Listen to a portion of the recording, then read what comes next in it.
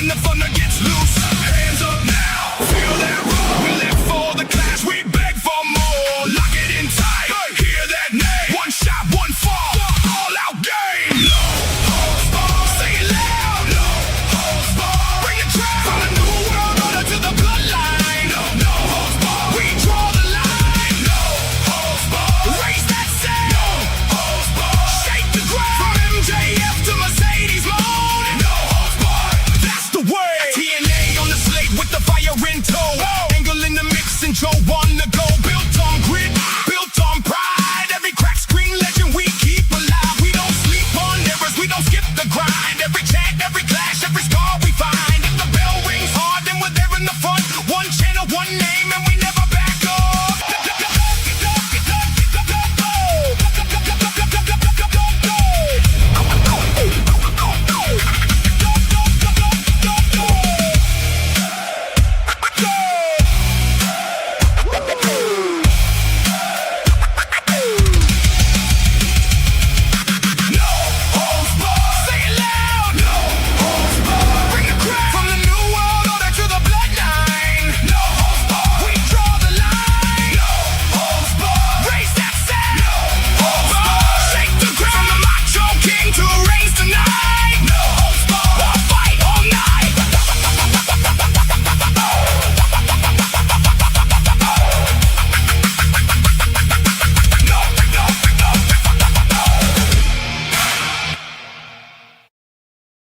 Well, what is up, WrestleManiacs, and welcome to the No Holds Barred Wrestling Podcast, a special edition. Usually we're Saturdays at 5 p.m., but now Friday, 8 p.m. Eastern Time. We are here live, and we're not alone. We got DSG in the comments. We got Maria. We got people dropping in, but we're here to talk WrestleMania 13 as we continue the WrestleMania Rewind series. Justin, what is up? What is this, live on Friday night? Yes, sir. My goodness. And don't we have an all-star cast with us? Josh, first, before we welcome our all-star cast to talk about a WrestleMania 13 that was probably the birth of the Attitude Era. Absolutely. My man, how are you? Man, I'm doing great. Great week of wrestling minus the CM Punk nonsense, but we'll talk about that later. A great Dynamite rundown today at noon. Thank you for everyone that tuned in. Maria, I saw you in the chat. DSG, I didn't see you. And how many Pokemon have I caught? Well, I remote rated about 15 Mewtwo's before the show. And Bobby, it's Pokemon Go Fest 10th anniversary. That's where I'm going. Disney Springs. Oh, that's what's going on. That's why we're going Friday instead of Saturday. That's right. The Pokemon, bro. Pokemon Go Fest 10th anniversary. But yeah, if you enjoyed the Dynamite rundown today, please give that a freaking like, because I love doing those shows. And I will say this, I know we're doing WrestleMania 13, brother. Hey, but that was the greatest television wrestling show, pay-per-view or PLEs, and I've seen in the last 3 years. Oh, shoot. So it was, to me, I just enjoyed myself. Every match, every segment. And it was an AEW show. So take that for what it is. And it was in Clearwater down the road. I didn't go because I didn't want to stand outside in 100-degree weather and spend $65, brother. People are telling me. Listen, you say WWE prices people out. They wanted $42 for the cheapest ticket at Beach Break, plus fees, and you don't even get it air conditioned.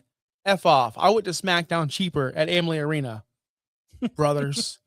Anyway, I mean, it's the truth. But anyway, WrestleMania 13, I just finished it about 2 hours ago, maybe an hour ago. Me too. I've seen bits and pieces of this pay-per-view, not in full. I've seen the Bret Hart Stone Cold match many, many times. I watched it again. It doesn't get old. We'll talk about that.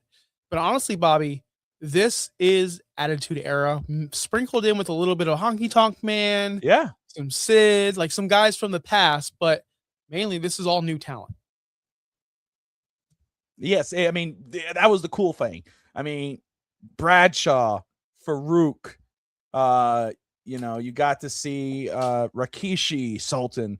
You got to see The Rock. You got to see, Steve Austin and of course, Bret Hart and The Undertaker. So it was really cool because now we're really turning that page. And I mean, this one I think was the legitimate, like, where WWF is going. Like WrestleMania 12, 11, 10, like clusterfuck, don't know where you're going, don't know what you're doing, don't know who's going to be the guy.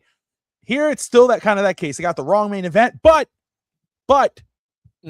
better show overall. And I can't wait to talk about Bret Hart, his character in this show. Like, there's a lot to talk about. But shout out, we got Fernando in the comment. We got Justin Toner, the Ruckus Wrestling Podcast. We got Maria. We got DSG. DSG says the kickoff to the peak of wrestling, the Attitude Era. Can't wait to get into it. And my goodness, what's so good about this show is that we couldn't do it alone. We got a great crew joining us. First off, of course, you talk about the honky tonk man. Hey, there's no one more honky tonk than Nick in this background there. We're gonna get Nick in here in just a minute, and then of course we get Sammy in here. So let's go ahead and pop these two in here. Let's get the Rhinestone in here, and let's get Finn Sammy. What is up, crew? What's up, brother? Legitimate. What's up, how you doing? my Puerto Rican brother? Well, there's two Puerto Rican brothers. Oh, I love Boricua, man. Love Boricua. There you go. Boricua. And then we got Wepa. there you go. First off, let's go ahead and Shamrock too. We got Shamrock in there too. That came up on this WrestleMania. Well, I thought did a good job, but we'll get into it. Before we do, let's go ahead and introduce the panel. We still got one that will show up again in about 20 minutes time, which we're excited about, Mr. Adrian. But first, let's go ahead and introduce the Rhinestone, Nick Voss in the house. What's up, bro? Hey, y'all doing? I'm doing good, man. Rhinestone Jesse Guerin.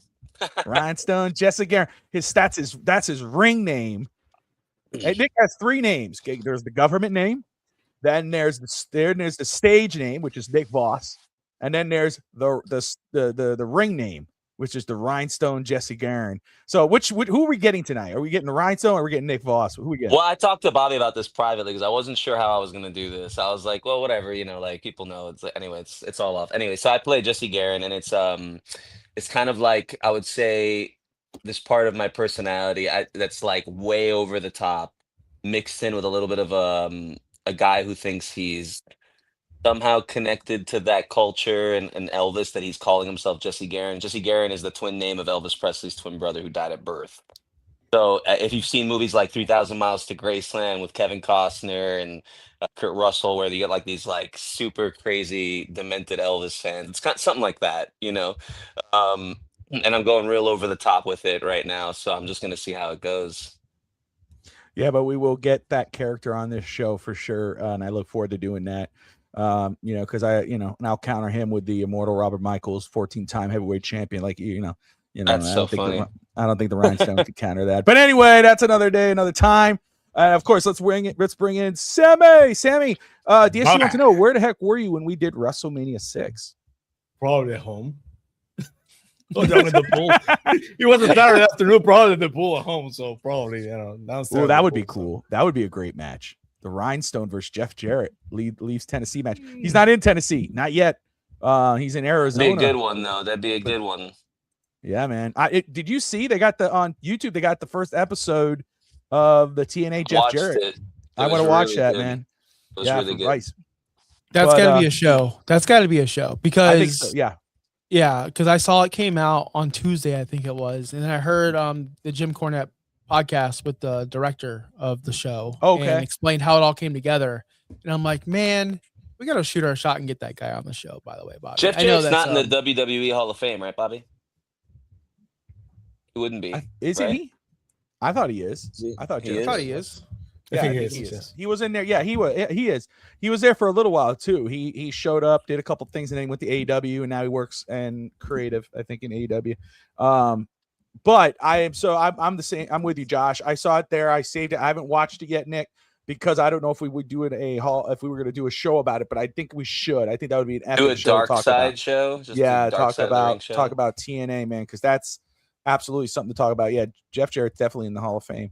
But man, let's go ahead and get into this epic WrestleMania, which truly felt like the turning of the page from the golden age into what would be known as the famous Attitude Era. And we start off with like a triple threat. Is it 4-way elimination tag match? Got the Headbangers, the Goodwins, the new Blackjacks with Bradshaw, and then you have Doug Furness and Phil LaFon.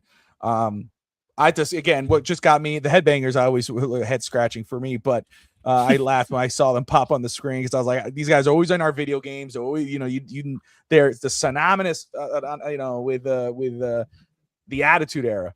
But what really got me was the new Blackjacks. I love how they highlighted the old Blackjack, the OGs. They showed them, and then they introduced the new Blackjacks. And the other one was Barry Windham. Is that right? Am I remembering? Yeah. Yes, okay. So yes. it's Barry Windham and Bradshaw.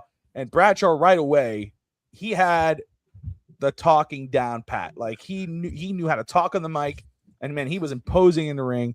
Josh, I'll start off with you. Missed that clothesline from hell, and I was like, oh, there it was. He went for it once in that match.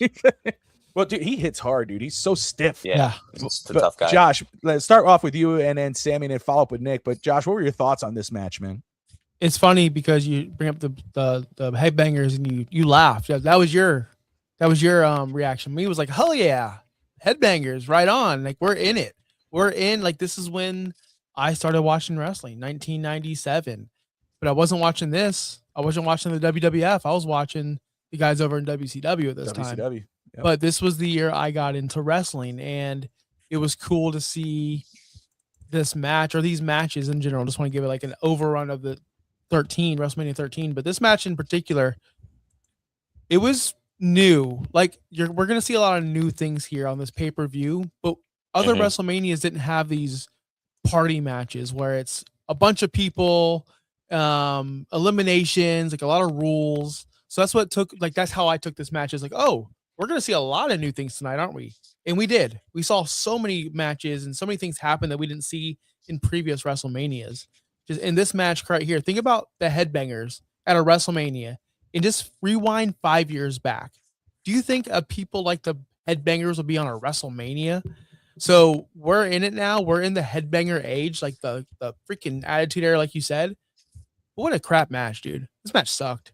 And I'm just saying that as a person. It's so true. All that hype for it sucked. It was yeah. Oh my god, I'm so with you. It was kind of like just like, what is this? Can it end? Like, can this please end? I found myself walking to the bathroom and not pausing it. Usually when I go pee or something like that, I pause it. I'm like, what's gonna happen, right? They're just gonna brawl on the outside for a little bit. I'll catch up later. So that's how I felt about this match, guys. It was just a whole bunch of but new, innovative, I guess, at that time. I don't know. Kind of spitballing off what he's saying. I was watching in the beginning and I saw like I was just like, there was too many bodies in the ring. I understood that there was rules and all these things, but I was just like, my ADHD brain couldn't focus. And then finally, when the first team got eliminated, that's when I felt like things started clearing up for me. It's like when I got to see just the other guys versus the Mosh and Trasher, But before then, it was just like a cluster of people. Wasn't the rule though too? Like that's what got me was when like you could tag anybody and whoever you tag has to come in. And like there was a time when they tagged. It was the two headbangers in the ring. Like they got to fight now. They've got to fight. And it was like, no, they don't. What are we doing? No, they don't have to fight. They can just. They did a couple fun. They were funny though. They did kind of like, and they got out of the ring. I wonder if something went wrong though, because it feels like that elimination wasn't supposed to happen in a weird way. I'd really like to look into that because it was like, I don't know. All of a sudden, McMahon was like, "Well, that was stupid." I don't know if you heard the comment he made outside of. He says he just disqualified himself. And then you hear him kind of like scruffling behind the mic, and maybe he's like signaling the referee like. Like disqualify him, This was McMahon's last WrestleMania on the mic because Jim Ross was on this one. So this is the last time we'll hear McMahon on the mic for WrestleMania because he did the last three. So then we'll get the classic JR King going forward. But he does open up 14. He does open up 14, like with on the mic, like yelling and screaming. But I don't know if he's in commentary. This is WrestleMania. Yeah. Sammy, what do you think of this opening bout, man? Well, first of all, we had to get the historical perspective of where we are, where this WrestleMania is. We're in the hype, the top of the mountain of the WCW era with the NWO. Bishop just joined the NWO, and they're hot. Basically, they're getting their ass kicked. But this is the turn of the new generation. The new generation wasn't working for so many years. Bret. it's debatable how much of a seller he was for ticket sales, for merchandise. He wasn't the greatest at that level. Not Hogan, not anyone else before that. But this WrestleMania is historical peak next, because this is where the tide turns. So you can see the first match of this WrestleMania, like John says, basically there will be a pre-show match and any other WrestleMania. It shouldn't be even in the card. And you can see also it's a smaller card. WrestleMania used to be like 10, 15 matches, and you can see this WrestleMania is kind of a smaller, because the talent, they're lacking a lot of talent. They're actually bleeding. Yeah. So they found a way to get those teams into one match to open the show, where you usually know that the first match is one of the most expensive matches at the pay-per-view, because it set the tone. So it's kind of a weird match to basically start the show, but they find a way to try to make it entertaining, but it didn't work. So that's the problem with the match, the mistakes and stuff. So the lucky thing is, as we're gonna talk all over the pay-per-view, is get better as it goes on. So they can say by the end of the pay-per-view, this is an awful start to a WrestleMania, if you ask me. Exactly. They sent out the two farm boys with the song going, and it was the like Godwins, dun, dun, dun. I was they're like, trying "What's to going make it's the Vince thing of Jerry Springer kind of thing, that trying to make classes clash, the punk rock with the hillbillies, and the buffoon, and the black and the cowboys. He's trying to make those kind of worlds collide kind of things, opposites facing each other, but the match just doesn't work. So I can see what Vince McMahon is going, because that's the way his mind used to work.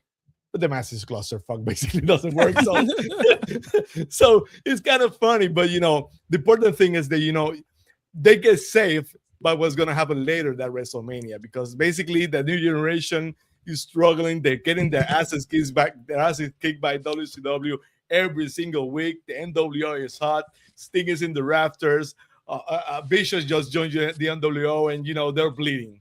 But we're gonna, it's gonna get better. I will say, I think, like, before we move on to the next match, I'll just say, I think, like, if they would have just moved that match to like a pre-show, Sammy, like you had said, and left the rest of the card, they should have gave us the Billy Gunn match to start it. That would have been better. But someone who was over. Yeah, he was. The match. Yeah, Billy Gunn was over. Yes, but of course they start off with this one. Not every match is perfect, but they come up now. You get now talking about guys of the future, right? We saw Bradshaw.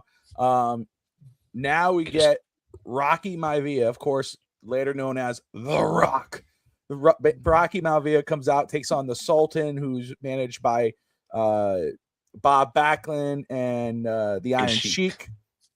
I'll tell you, man, I was excited to watch this match, because I was like, okay, this is, because again, like Josh, I could speak for Nick, because it's not like I can't speak for Nick. Again, we were together. We were there at my father's house or our house. I grew up, so I knew what he was watching, because I was watching the same thing. We were watching in the beginning. We were watching WCW a lot more. We were WCW guys for sure. Yeah. But so we never got really to see Rocky Maivia start off, or really. I mean, we were aware of The Rock and Mankind, whatever, but we were WCW guys. We went to Nitro. So anyway, I was excited to see Rocky Maivia, and I'll just say, again, surprised. I mean, about how much I actually enjoyed the match. I mean, he flew high, dude. He went high. Yep. There was a spot he took. I was like, I don't remember The Rock ever going up that high. And of course, are you talking about the crossbody slam he did? The one where he threw himself like top, this? Yeah, no, like ridiculous. It wasn't that high. That was high, dude, for The Rock. Oh, okay. No, but for The Rock, that was pretty. That was not. I'm not saying it's Jeff Hardy, but come on. I was impressed. And then the match itself, you could tell those guys have chemistry. The Sultan was good. It was a decent match. It wasn't great. Loved the spot with his dad. Loved the time where his dad showed up. Yeah, that was so cool. I didn't expect Johnson. Yeah, that was really cool. Nick, I'll start off with you. What were your thoughts on this match, man? And then Sammy and then Josh. I thought it was great. I mean, it was a good, I guess it was a good, like, second or third card match. Like, again, I thought it was so cool too. They could see The Rock's first WrestleMania, and I think he was trying to go for that spot earlier in the match, and the referee just kind of got between him and the guy. Then he was able to do it. Yeah, man, it was really cool. The Bob Backlund being there kind of confused me. I wasn't. I don't know. I wish I can go back in the story and try to understand why he's there. But yeah, his dad coming out. His dad looked really excited. He did even one of his like signature punch things or whatever. And then he wasn't in bad shape. How old was his dad there? Do you know? I don't. Rocky No. was probably like really old there. But I didn't even know that happened. That he got to come out and like save his son. That was a really cool moment. Absolutely a cool moment. What about you, Sam? What you think about this match and that moment? And another match is basically, has some historical significance because you have to think it's 1997, but some things never changed. The Rock is getting pushed by the machine, and fans notice that they're trying to push the Rocks down their throats. So that's where the Die Rocky Die chance and Rocky sucks chance started, and you can see that during that WrestleMania there were some Die Rocky Die some chance, and the fans didn't want the Rock. They thought that they were pushing and babyface him down their throats. So the Sultan, who's Rikishi, his family also, because I did it for the Rock. So it's kind of funny that years later he's facing Rikishi, who's the Sultan right now. So it's kind of funny.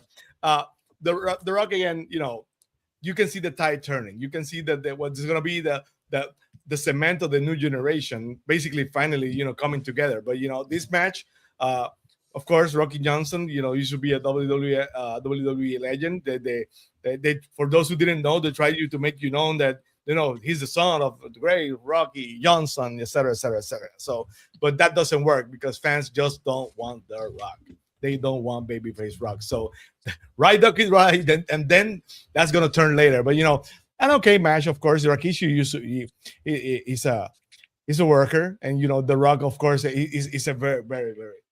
Rock's in-ring work has always been underrated because he's been so great with the persona, with the mic. But the guy in the ring at his prime, the Rock could go. So entertaining match, but again, a bigger match for the historical significance that's going to become later, because that's the start of the Rock we know, the Rock that turns heel, the Rock that's mad at the fans for basically yelling "Die Rocky Die." So cool match, and he did it for the Rock. I think it's so funny that basically it's Rikishi the one who's on the Sultan. So Bob Backlund, Bob Backlund, the character Bob Backlund as a manager used to be great.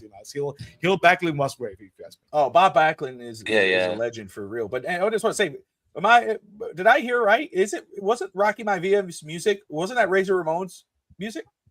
I swear that was Razor Ramon's theme that I heard playing. I was listening to that too. It sounded a lot. It sounds like the Rock's theme, but it just sounds like a very early version of it. Like maybe probably makes it sound like that. Yeah, very slow. It sounds like the Rock's music was slow. It's probably the tempo. Yeah, It sounded like Razor Ramon. I was like, man, they're recycling that. But anyway, go ahead, Josh. What are your thoughts on this one? It's like I don't want to go blue tonight, so it is late night, and Josh late night does go blue sometimes. So it is late for you, yes, sir. For me, yes, okay. Funny, Bobby, but no, like old man. When you're like a young kid, and you're dating a girl, and you guys have nowhere to go, so like backseat of the cars, like that's the go-to, right? Like you can do that back in the day, but now you're 40, you can't really do that anymore because you really can't move like that. I saw The Rock do a drop kick, dude. Like I've never seen The Rock do a drop kick in my life. He did two of them. That's the point I was saying when I saw him jump up like this. I'm like, God dang, Rock! It's funny. He could go because like I started watching wrestling when not wrestling, WWF when Jericho moved. So like The Rock was stopped doing drop kicks by that time. Yeah. So like I never saw him do like these moves, and I never seen this match before. And I'm like, he could do that? That's so cool. Like that's how I felt. So to me, it was all nostalgia. It was all like a lot of this show was. This was Mankind before Mankind. This was Rock before Rock. Like a lot of this show was like, holy crap, we're seeing the origin stories or like the beginnings of these characters. And yeah, you're right, Sammy. Vince said it 1 million times. The family is watching in South Florida.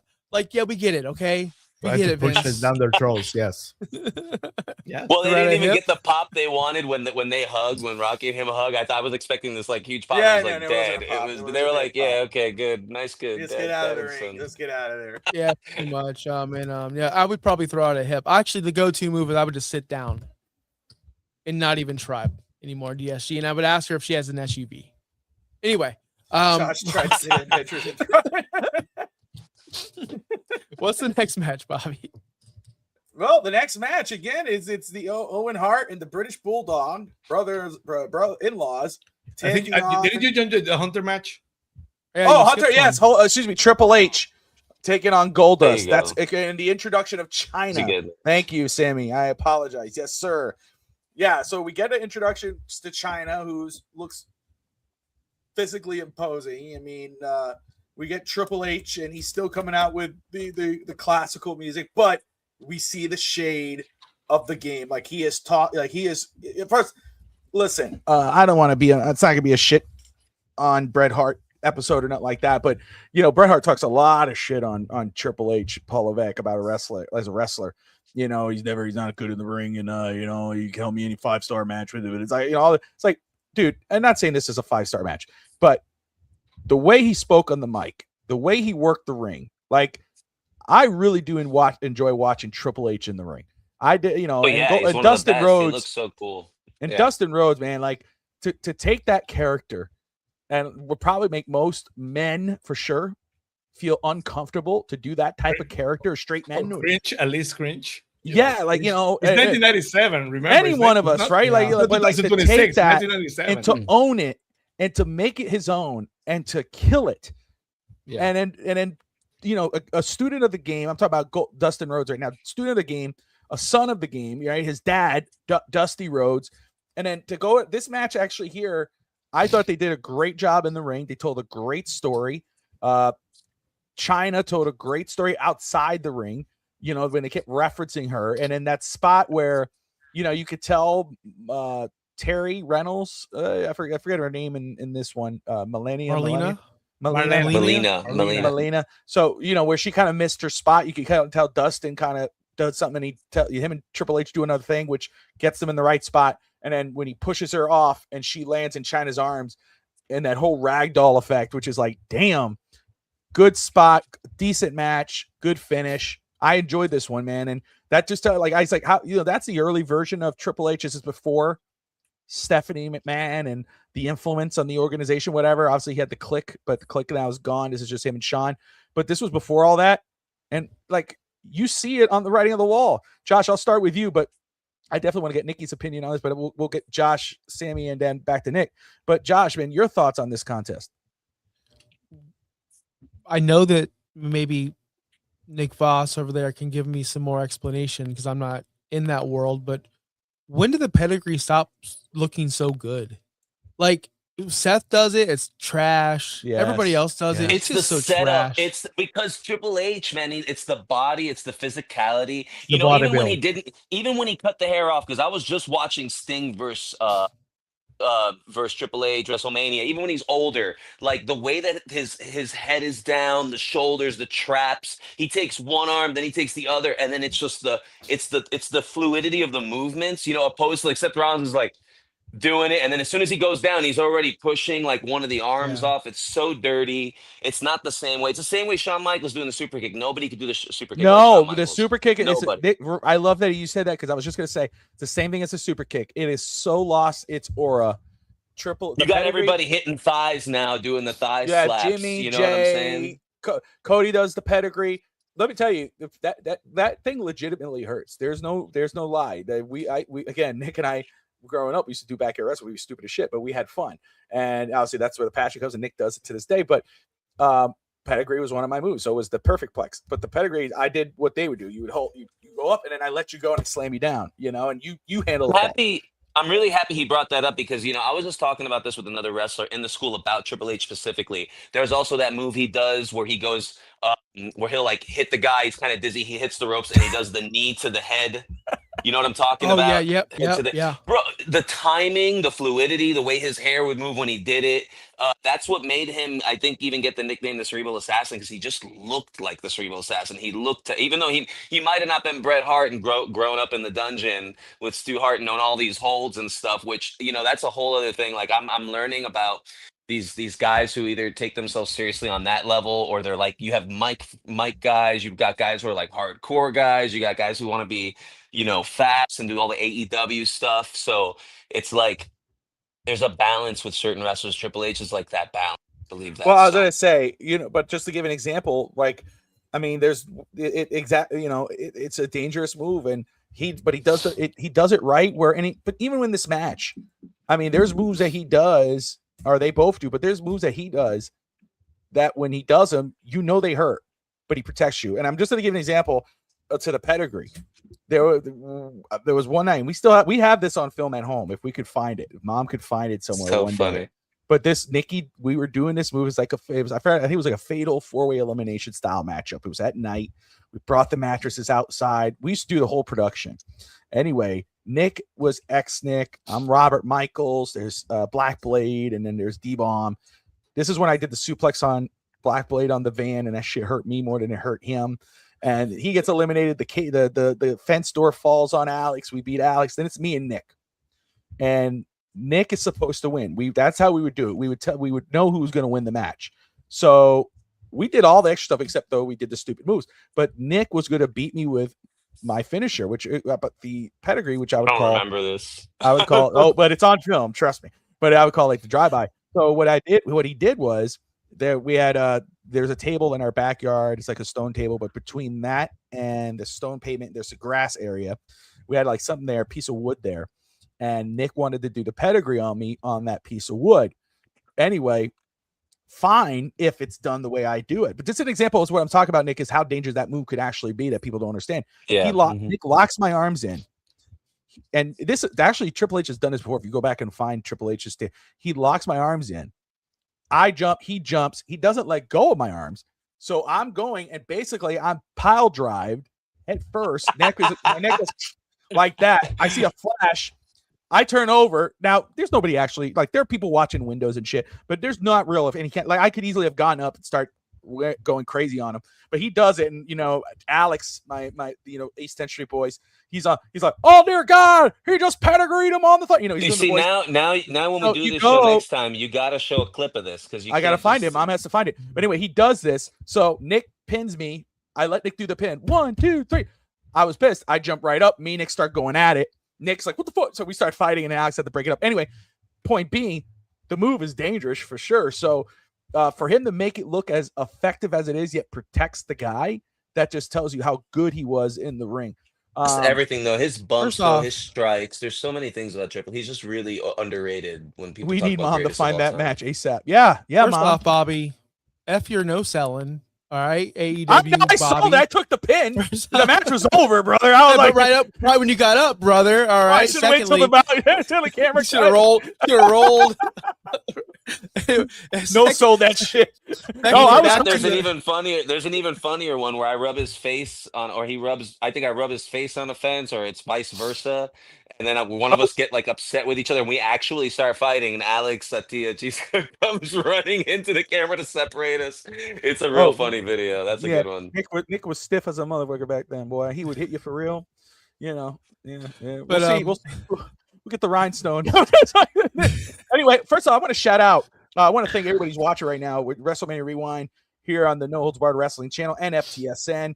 Episode 13, obviously, of this series, WrestleMania 13, the birth of the Attitude Era. We got over 200 people watching live right now. We got Josh Kimmel, myself, we got Finn Sammy of Finn's TV and Finn's Talk Today. We got Nick Foss in the house, the Rhinestone, streaming live from Arizona. Excited to have everybody in here. DSG says we need to get Bobby, but DSG says Bobby dreams of being ragdolled by all that China girth. Yeah, there you go. Ragdoll me, China.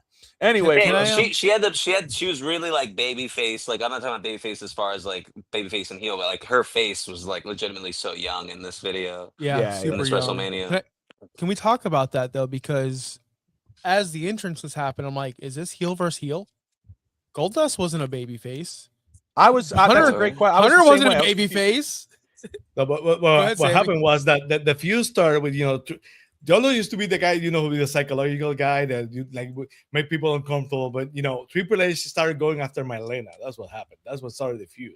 So he's trying to to pick on Marlena or whatever. But then what happens? China gets introduced.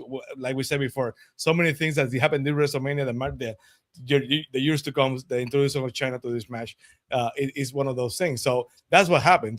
Goldust, is the first time Goldust moves from a character who basically he's the one with this psychological advantage, who is the one who basically has to defend Marlena. And then you introduce China, he's in the disadvantage. So that's what happened.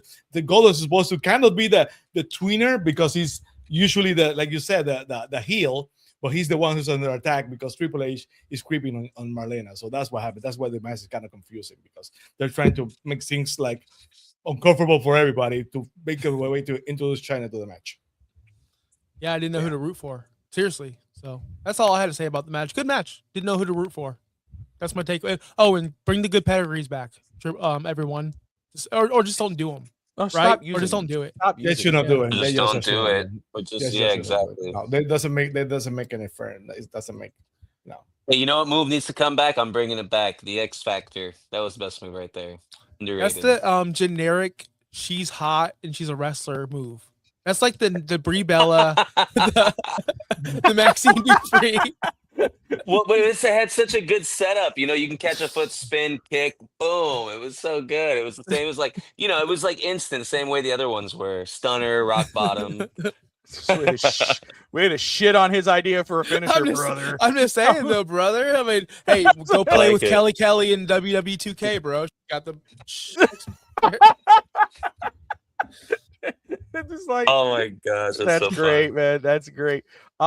We go on now. Now we get into it. Owen Hart, British Bulldog, taking on Vader and Mankind. Nick, I'll start with you on this one, brother. What do you think of this tag team title match? Wait, what? No. Start with someone else first. Start with someone else. Yeah, is that the one you were sleeping on? Yeah, I fell asleep on this one. Wow. So You can't Bobby make it texts till me- you Bobby can't fake texts- it till you make it. Bobby texts me at 4:48, and he's like, sends me the studio, you know, to jump into the studio, and I'm like, cool, 6:00, right? And he's like, no, 10 minutes, and I was like, because I'd fallen asleep watching it, and I knew I was gonna wake up and watch some more of it. Oh god, so just start with some. Here, Sammy. I can start real quick because it'll be really quick. I don't know the story behind Mankind and Vader and this whole situation. Last we saw Vader, I think he was with Jim Cornette. We haven't seen Mankind, so that was a kind of a weird pairing. But already 1-star match for me. I know we don't do star ratings over here, brother. But I hate countouts. I'm over it. Anytime at WrestleMania, every WrestleMania, man, there's a count out. It's ridiculous. Dude, I'm over it. I'm over it. So this match Lazy sucked ass. because of that. Yeah, it was a long ass match too. It was like what, over 15 minutes. In that time, that was a long time back then. So I don't know, man. Like we saw Mankind, we saw Vader, but at the end of the day, what does it matter if a tag team champion match ends in a count out because Mankind has the mandible claw and just won't let go of the British Bulldog? And nothing happened. I thought maybe Owen Hart would go, screw you, because they brought it up before the match. Like, what do you think about your equality and this and that? I'm like, oh, is Owen going to turn now because he just got passed out? I don't know, Sammy. What happened here? The whole idea of the match basically is just what you said. The tension between the Owen and Bulldog. You know, Owen usually is jealous, used to be jealous of everybody. Jealous of Bret, jealous of Bulldog, jealous of everybody. So you have on one side the tension between, you know, Owen and Bulldog. If Owen's gonna turn on Bulldog, they're gonna lose the tag team championship. And of course, Mankind and Vader basically bonded by, they are both managed by Paul Bearer at that time. They find a way to bond them together and, you know, make a tag team out of them. So again, the historical significance is that conflict between Owen and Bulldog is going to later go to Bret unifying the Hart family. Afterwards, after the match, everything is basically the start of the Hart family, when basically Bret tries to make end the disagreements between Bulldog and Owen, and you know the Hart Foundation when they added Pillman, and you know there was Bulldog, and they bring Neidhart again. So they basically what they're doing, they're setting that up, you know, the tension, and Bret is gonna be the one who unifies the family again. So the foundation again. So they just try to make a lot. Chicken salad out of chicken, you know what? Because basically they're trying to they're trying to pull up matches. They're trying to do whatever they can. But the important thing is that afterwards, the important thing is that Bret is the one who unifies the family and brings back the Hart Foundation, and they don't split. So that's the story. But you can see the tension there. You're expecting that if Owen's going to turn, the jealousy between Owen and Bulldog. I think Owen has probably cost a couple of matches to book before with his antics and mailing stuff he shouldn't. So the tension is there, but at the end nothing happens. So, but it's because later they're gonna Bret's gonna unite the foundation. So that it is what it is. It is what it is. Bobby. I think Yeah, I agree. Horrible match. Shut the fuck up. This sucked. It's horrible. 15 minutes waste of my life. But again, what I liked about this, let me just say very quick. What I liked about this match was just, again, another introduction to someone who's very key to the Attitude Era in Mankind. Like, that's what I loved about this match. I like just to get a chance to see someone who's going to take over that mantle and eventually a future WWF champion. Just really cool to see him. But I agree, it wasn't a good match. It wasn't good. It was a stupid double count out. Really, this was a match, like Nick fell asleep on it. This was a match I like Josh said earlier, I walked away from. I was doing a couple things and getting it over with.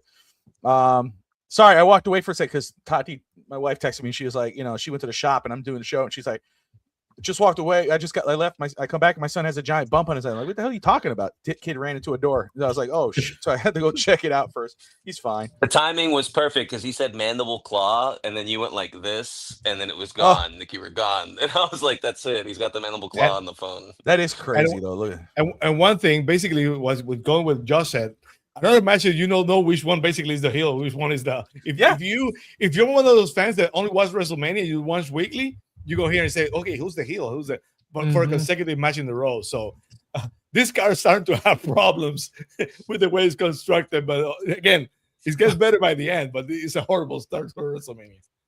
Consecutive. Well, wasn't that was kind of what the ruthless aggression era became, right? I mean, the Attitude Era became was like bad guys versus bad guys, right? Like that's really what it turned out to be at one point. The different shades of gray, but it used to be more like the fans were the one who decided the anti-hero, the antagonist. But this is not what happening here. They're basically throwing people down to have matches and let the fans decide who they want to root for. So that's kind of different. I do want to let y'all know. We'll pause this very quick. Just again, welcome everybody. A quick reminder: watching No Holds Barred Wrestling Podcast, WrestleMania Rewind series, WrestleMania 13 here on FTSN and the No Holds Barred Wrestling channel. Being Josh in the house, we got two awesome guests, Nick Voss, Sammy from Finn's TV and Finn's Talk Today.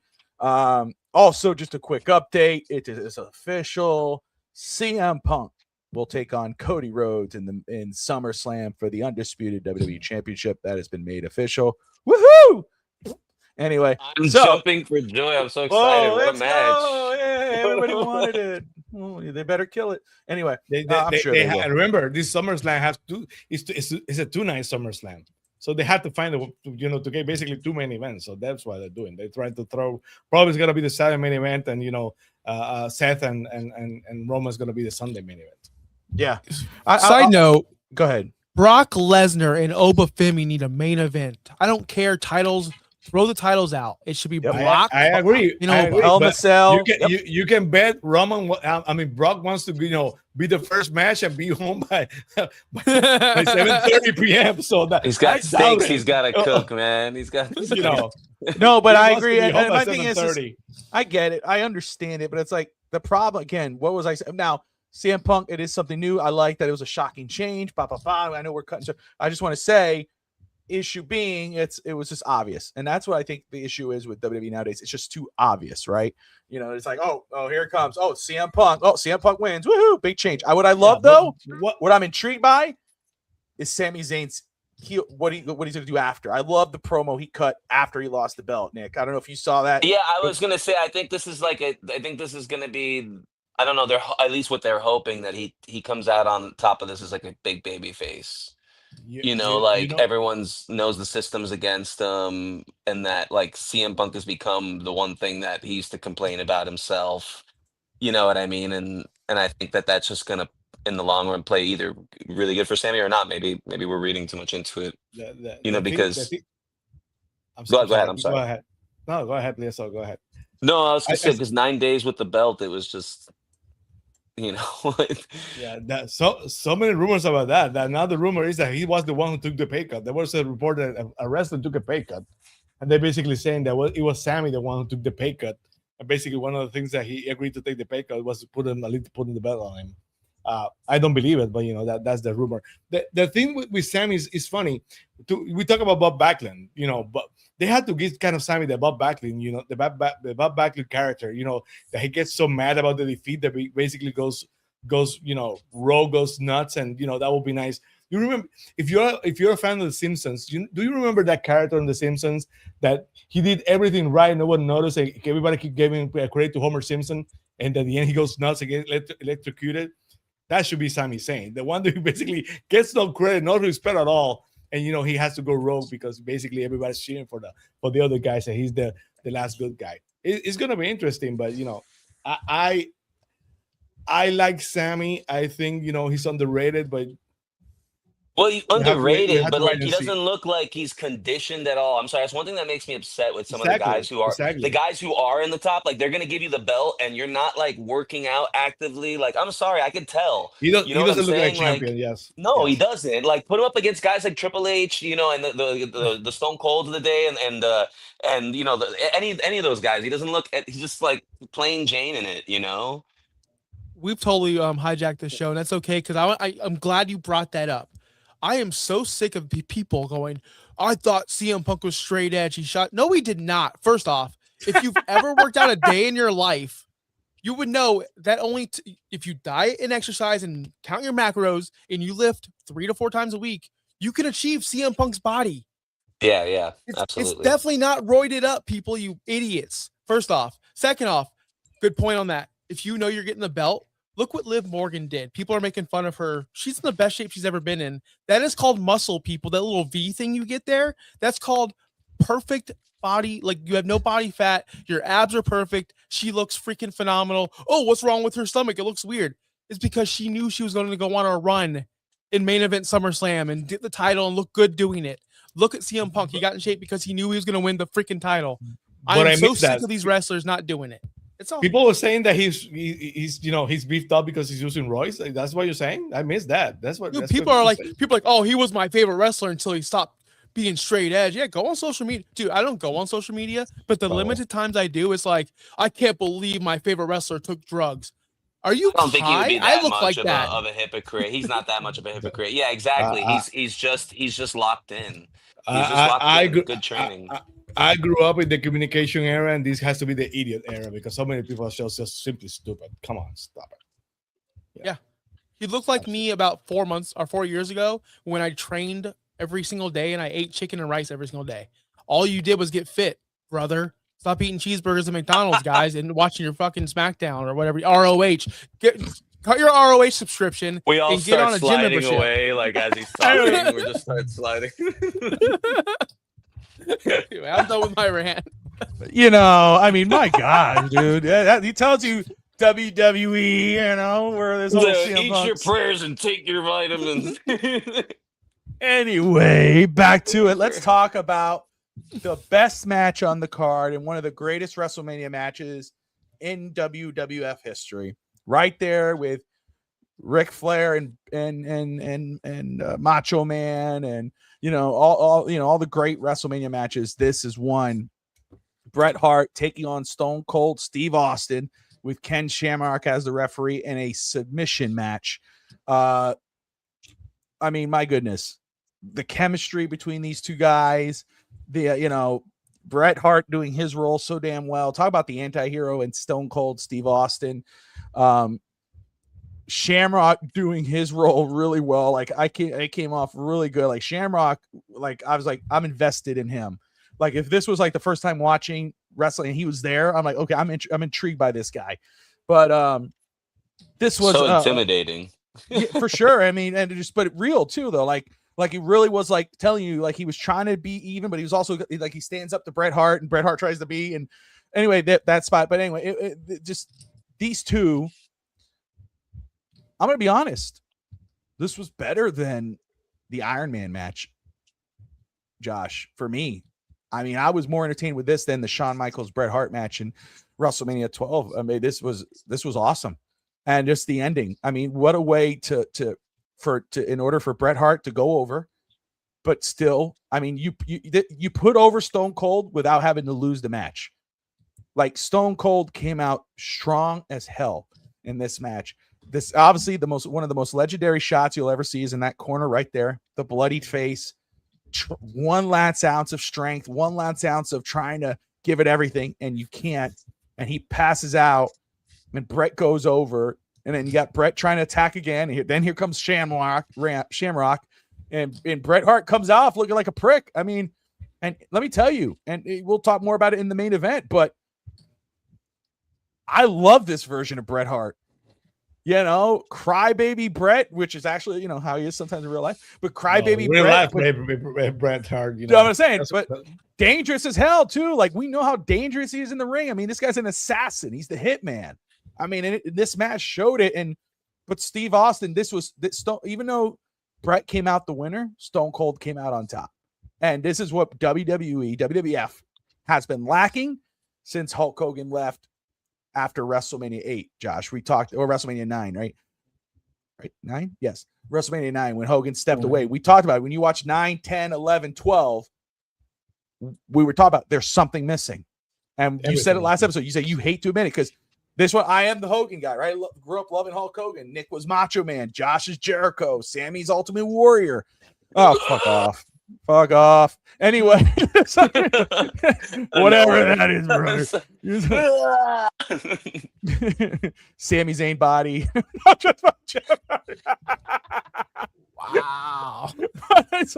No, but anyway, this is the time right here where WWF finds their Hulk Hogan type superstar, like their pillar. There's only 4 pillars ever been in the professional wrestling. Guys who are like the main. It was a Hogan, Austin, John Cena, Roman Reigns. The guys, like, you know, when they go away, everything kind of looks like, okay, we got to try to find that one guy. You know, Cody Rhodes is trying to be that guy. Really, he's not, but not yet. But anyway, this is when they get him. Austin solidifies himself as the face of the WWF. Nick, I'll start with you because I know you didn't fall asleep in this match. What do you think of this one? Yeah, I was gonna say, I feel like this is whatever happened with this match. I don't know if, like, of course it's on purpose, but this is WWE like really understanding his character without it even having blowing up beyond the way that it was going to be. They really understood the character, and he didn't give up. You know what I'm saying? And that's something that, like, I think some fans wanted with Cena. You know, like, where he actually like tapped out with Gunther or whatever. But this was just so cool to see him not give up. And then, of course, Bret Hart being who he was, just like wanting to break Austin no matter how he was. I mean, that whole ring was covered in blood. That was like my favorite part. Like when he's looking up and you see the gushing of the blood coming down his head. I don't think I've ever seen that in WWE since. Like, you know, I'm sure it's happened, but just like that kind of like close up, you know, it's so iconic, that picture of just Austin, the blood coming down his face. That sold him, dude. That was the moneymaker right there. That's the t-shirt. That's the poster. That's gonna look. That was immortalized. That immortalized Austin. Ain't tapping out no some bitch sharpshooter. Ain't tapping out. You know, it's just like so perfect to the character, and that's why people were like even though he lost, they were like, that's it. They were like, Austin's the shit. You know, he's the man. So it's a great match. Great match. They worked the outside and they worked the inside so well. Everything about it. That's it. No, I'm just fucking with you. You just left that awkward ending. Yeah. I thought you were gonna do. You almost did the Seth Rollins. Are you done? Are you done? Are you done? Sammy, man, what do you think of this one, man? Okay, we talked so much about, you know, a couple of minutes ago about, you know, that what's lacking WWE right now, you know, and this is how you build a feud. I think basically what Josh was saying before. You have to go back. They go back to the Royal Rumble, you know. The feuds kind of started as a Royal Rumble, you know. Austin eliminates Bret after he's eliminated. The referee doesn't see it. He throws down out the rope and he wins the Royal Rumble, right? So Bret is frustrated because basically he got stole the match of Royal Rumble because nobody saw that Austin cheated and threw it out the third rope. Then they have a 4-way. I think it was like in your house for the WWE Championship. I think Bret wins that one, so he's supposed to be a WrestleMania the champion. But then after at Raw, I think Austin costs Bret the championship and Sings wins the championship, and then that's why you get the main event with Undertaker and Sid. So you keep building stuff, you keep building the momentum, you give it a purpose for why the match is so big. And of course, you add Shamrock to the match, and the guy was a badass. At that time, USC is not what it was today. Everybody knew what Ken Shamrock was. The most dangerous, the weapon that Ken Shamrock was. So, a great match. They know how to build the match, and they find a way. Bret is starting to get pissed at the fans because he's supposed to be the good guy, but they're cheering for Austin. They're cheering for the bad guy. They're cheering for the antagonist. So Bret's getting frustrated. Austin loses the match. Fans cheer for Bret. Cheer for Austin. That's gonna be one of the biggest images in the history of the WWF. Austin in the sharpshooter and the blood is falling out his face. You have teachers, you have action figures today commemorating that moment. That's got to be one. Yeah, of the you can literally moments. switch the Austin head right on. It's like you have the clean Austin, and you can put the bloody Austin right. And that shot with Austin the sharpshooter, and you can see he's screaming, but he's basically making himself bleed because the veins are pumping and the blood is in his face. So they found a great way. That's the start of Crybaby Bret Hart.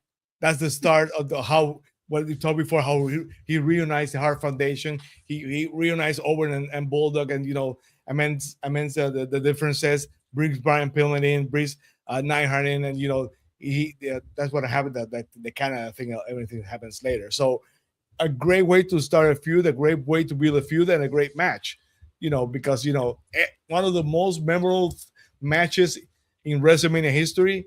And one of the matches that defines how the tide started turning back to WWF, because again they were losing, they were getting their asses kicked by WCW, but that match changed the scene. The eye started to go back to WWF at that moment. So huge match for the history, one of the biggest matches, basically one of the matches that saved the WWF, because the way they were going to basically going to be the one who was going to be erased. So awesome match, great memory, and one of the biggest moments in WrestleMania and professional wrestling history. Yeah, I couldn't say it better myself than all of you guys, but I know it's a double turn. I know people say it's a double turn. It's a double turn, but it is a double turn, right? Yes. But watch the highlight reel of how we got here. Maybe because I've seen this match so many times, maybe because I know it's a double turn, which I shouldn't do this because it was. The turn already happened, brothers. The fans were already behind Austin before this match. Mm-hmm. Fans were already not behind Bret. Exactly. So they went in already as Austin as a babyface. Like, to me, I'm like, when I hear the phrase double turn, I'm like, wait, they changed the middle of the match. No, they were already changed before the match already started. Yeah, the fans already decided. Yeah, they already decided who they were rooting for. For the script, Bret was the babyface and Austin was the heel. But the fans, like you said, that was Bret's problem. He was mad because fans were turning on him and preferring Austin. You were 100% correct. Yeah, so this is like the official, like, okay, we're going to just flip the script. But it's like Austin was so over, and he was such a prick when he was coming out, like pissed, like stop touching me, and he was doing his Austin thing, and it was great. Good to see everything that he did. Good to see like him working so like as a young person and not injured yet. He's not wearing he's Stone Cold Steve Austin. And it was so cool to see Bret Hart be the whiny little that I knew in WCW, because I only knew Bret Hart. I didn't know this Bret Hart. Remember, I only knew him when he went to WCW or when he was in WCW. And I'm like, this guy freaking sucks. This guy's a crybaby. Like, this is one of the worst guys in the history of the sport. I didn't really know. I wasn't educated on Bret Hart. So it's cool to always see an old Bret Hart match. Also, is this the last Bret Hart WrestleMania in a while? For a while? He leaves after this, right? Yeah, right. 1997. Right? Survivor Series is coming up. This is the Survivor Series. Yes. Yeah. I love the commentary. The screw job. Yes. Yeah, we got the commentary coming up with Sean at the main event, which I thought was awesome. Well, I was going to get into. Sorry, I'm so saying this era exposed everyone. You know what I mean? Because it was like everything was becoming real. They needed the realistic guys, and then Bret Hart couldn't turn with that tie, because what Bret Hart really was a crybaby. So much to the point where they're like, "Get him out of here! Go ahead, go to WCW." Well, they do the. I guess we'll get to the Sean thing, but it's hilarious when Bret comes out. Like, that was had to all be a shoot. Like, that all had to be like Sean really saying what he thinks about Bret, and Bret really saying what he thinks about Sean. And it's like, this is happening. So I guess anyway, I love this match. That's it. Like, it's And, if we ranked matches for WrestleMania, which we should have, which we never did, this would probably be my second favorite WrestleMania match. Not first, probably second. So, What was the interference in this match? There was an interference, right? Or was there not? No. I don't think there was an Okay, interference. because I know, because I'm sorry, I might be confused. I know Bret Hart goes and interferes in the very next he part. interferes So, In the last one, yes. okay, yeah. All right. So before we continue, we're actually going to do a quick fallback rewind because we have another guest to the show. You know, I told him, I said 8 o'clock. He's like, I'll get there when I get there, brother. I'm like, oh man, what a piece of shit. No, I'm just kidding. But look, man, let's go ahead right now. First off, shout out to everybody who's watching. We got over 246 people tuning in right now, watching on all platforms, watching WrestleMania Rewind here on the No Holds Barred Wrestling channel and FGSN. Bobby, Josh, Nick, Sammy, and Adrian of the Rainy Day Podcast in the house. You late son of a bitch. First of all, you're an asshole. All right, complete asshole. Because I told you I had another show. But yeah, that ran late, man. But glad to be on, man. I was just listening for like the last 5 minutes. And, he was already done with his show. He stood there for 50 minutes watching ours. He's like, Adrian, you're just like the dude like on Raw, like at 8, like at 10:55 when it ended 11, or like 9, like whenever it's about to end. Like Roman comes out of his limo, like right before the end. Bro, you just got here. The show's been on for 2.5 hours, brother. That's right. He's wrong. He just shows up. That's what you should have done. We should have had a video package of a limo showing up with a foot coming out of the door. That would be epic. Like that. If this was Finn's TV, we would have a limo with that little special introduction. But Bobby, yes, sir. Hey, appreciate you. Sammy, what's happening? What's happening, brother? Yeah, Josh, my guy. What's going on, dude? LA Knight's Adrian, ever on Raw. Whoever the fuck you are. Who the fuck is this guy? Nah, man. Hey, I saw your match. Actually, your brother sent it, or he posted it, and yeah, man, that was awesome, bro. Great. That's my first one. That's my first one. Oh, thank you, man. Appreciate that. They're just turning me back to babyface. So I gotta like find a way to. I'm kind of already peeling back the curtain, brother. So, well, yeah, because they've got to. I don't know. They're just like it's my gimmick's gonna be kind of over the top, and they like that, and they think it might go over with some of the people here. Okay. So yeah, because we have a lot of guys, and I'm not trying to like that.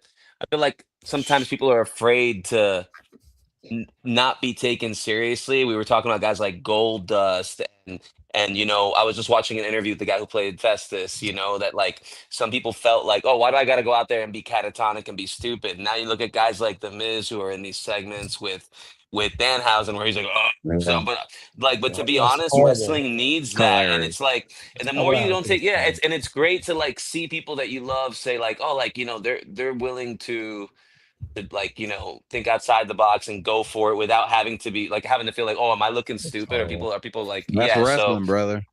Yeah. That's kind of like what I'm trying to go with like a very over the top thing. I'm like the more over the top right now, like, I'll with the intricacies later, I'll try to like, build the character and it'll get more serious when it needs to be serious. You know what I mean? Oh yeah. So that's awesome. Just don't compare to the Miz and Electrocuted. Please don't. Keep doing what you do, but don't compare yourself to the Miz and Electrocuted because yeah. So Adrian, man, what we've gone through so far, brother, we talked about, right now we just wrapped up on the Stone Cold match, but let's go ahead and revisit some of these matches here. You guys at Adrian the Rainy Day Podcast, host of the 2 Raw for SmackDown podcast. If you want to see some good wrestling content, go check out Adrian and Tony on the 2 Raw for SmackDown. One of the most catchiest theme songs I sing at my house all the time. It's 2 Raw for SmackDown. I just love that fucking thing. But anyway, great intro, by the way. I love that intro. The intro was really good. Some rando did that. Thank man. you. Some guy named Finn's Post Production. Post Production. Yeah. That just like No Holds Barred Wrestling channel, man. I mean, it's just pretty good shit. I mean, yeah. That guy's good. That guy is really good. But Adrian, just run it down real quick, man. What did you think up to? We talked about the opening contest, the Headbangers taking that fatal 4-way elimination match. I'm just running it like this. You just tell me what your quick thoughts are. What are your thoughts on that one, very quick? I mean, that was a fun match, I will say. I thought the Ahmed Johnson match in the Legion of Doom versus Nation of Domination, I thought that was pretty good. Yeah, that's the one we're gonna get to next. Okay, yeah, I ain't talking about it yet. Don't All skip right. through. You know, I'll let you know which one we're talking Sorry about it. But Rocky Maivia, Rocky Maivia taking on the Sultan versus Sultan, which ended up being Rikishi. So Mr. Fat Ass, that was good for The Rock. You know what I'm saying? Family putting over family. So then you got Owen Hart and British Bulldog taking on Mankind and Vader. Well, that was good. I love that. I was a big fan of Mankind and Owen Hart growing up. So British Bulldog, you can miss me with that one. What do you think of Triple H taking on Goldust? I thought that was great for Triple H for sure. Goldust always he's a big part of wrestling, whether we like it or not. Always, big part of wrestling. So I thought that was really good, but put Hunter, in a position to showcase his his aggressive side. So I really like that. I thought this whole card in general was kind of like, okay, we're getting out of the cartoon characters and getting into, like you guys say, this was like the birth of the Attitude Era, which I really love. That was the era I grew up in. So hell yeah. Look at that. Is that Elvis? Yeah. He drinks. I was gonna go on a small break, and I was gonna leave this here and see if you guys noticed. I was like, it's like, wait, what happened? Oh yeah, yeah. Both of y'all give off them vibes. Both of y'all give off like a Elvis vibe for sure. Oh yeah, obviously. Well, we grew up with Elvis. Bobby used to sing in the bathroom. He used to never sing in public. Oh, I bet he used to do the dances and everything, huh? Oh yeah, he did. You want to hear some real good music? Listen, trying to get in the shower. Bobby's in there doing a full in the bathroom, right? Different kind of vibe going on there. No, yeah, we grew up. Elvis, our dad, our father, we went to Graceland and all that, and so Nick took on that mantle and became the impersonator. Then he really hit it off, and now he's a performer, and he goes around the United States, even international, overseas, doing Elvis. Good shit, Nick. And then, he kills it, man. Good. Now now on his own, Adrian. Now on his own, he's taking a little bit of a break performing, and he drove like 40 hours to go to Arizona, and he's training to be a wrestler. Just keep it. 35. Right. I feel like 40 is crazy. Dedication. Oh my god, 40. Well, you said 40 to me on the phone, so you're a piece of shit for lying and just saying a lie on air. Just taking it. Just keep it your Elvis. Yeah, well, I drove 12 hours, slept. I drove 12 hours, slept, and I made it to Bobby's, showered, hung up. I picked up Bobby from work. Oh no, we went to get food, right? We went to get food. Yeah. You could have just said you visited. That's it. It's okay. I got Bobby. Was it Cajun? Was it? What did we get from the food court? What was that place? That was good. Sarku Japan, bro. Chicken teriyaki. What the fuck you doing? Bobby's introducing me like, hey, this is my Those brother. are my people, dude. I'm cool with everybody. I don't even have to order, dude. I walk up there and they go, hello, Mr. Bobby, and they make my food and it's done, dude. I'm down. Like, what are you talking about? They were like smiling, like we don't care who he is. I know those people. Those are my people. Anyway, back to the show. As you see, this is why Nick does only Nitro rewinds, because he keeps sidetracking our fucking shows. He's a fucking Josh, rapper, bro. Josh is doing everything he can. He's burning his leg right now just to stay up. He's probably stabbing himself to keep himself awake because he's usually asleep by this hour. I see him blinking very slowly. He is, Josh. But Adrian, man, we were just talking about the Bret Hart Stone Cold match and how this was obviously the booster to Stone Cold, and who took over that mantle for Hogan, because there was no guy who had that point up from not 10, 11, 12. There, if it felt like WWF lacked something, this is where he took that mantle and ran, took that ball and ran with it. Very, you don't even have to be quick, because this is the match. It's one of the greatest matches of all time in WWE history, WrestleMania history. What are your thoughts on Bret Hart taking on Stone Cold here and the way it finished? Well, thought it was, the story they told was like superb, like probably one of the best stories you'll ever see. But the ending, it took Stone Cold from, was probably pretty high right then and there, but it took him over the top. So, and by far, he on my Mount Rushmore, of course, but it made him pretty much who he is today. And he took the ball and he ran with it after that. So, this match, I mean, a lot of people say the King of the Ring, the speech after, Austin 316, yeah. but This is bigger. this match was way bigger for him, in my opinion, than anything else he ever did in his career. Like, as far as getting him over the top and becoming a household name. And then, like you say, we this is it, bro. Like, the birth of the Attitude Era. Because after this, Stone Cold went, I'm talking about rocket ship from here. And it was crazy to see. And then, Josh, I like what you said about Bret Hart.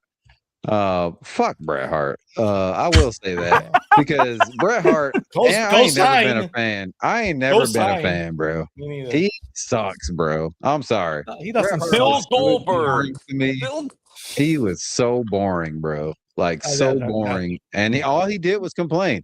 Even as his wrestling character, he was a complainer. Like, that's all he did, complain about everything. It's like, who the fuck wants to see that shit? I'm sorry. But yeah, man.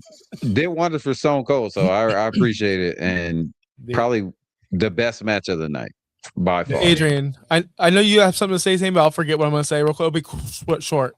The only thing I'll ever agree with Hogan on is Bret ain't the guy. And that's it. I agree. Sammy.